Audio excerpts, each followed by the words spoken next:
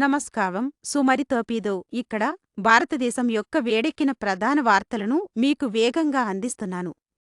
గుజరాత్లో సుదర్శన్ సెతు, ఒక సొగసైన కేబుల్ స్టేడ్ అద్భుతం ఇటీవల తెరవబడింది.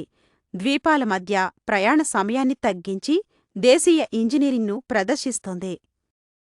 వ్యవసాయ మంత్రిత్వ శాఖ కొత్త స్వయం సమృద్ధి కార్యక్రమాన్ని ప్రకటించడంతో రైతులకు మద్దతు లభిస్తోంది.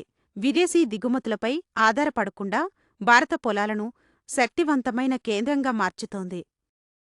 కొత్త రూఫ్టాప్ సోలార్ కార్యక్రమం ద్వారా ప్రతి కుటుంబం తమ పైకప్పు నుండి శుభ్రమైన శక్తిని పొందగలిగేలా విద్యుత్ బిల్లులు తగ్గుతాయి.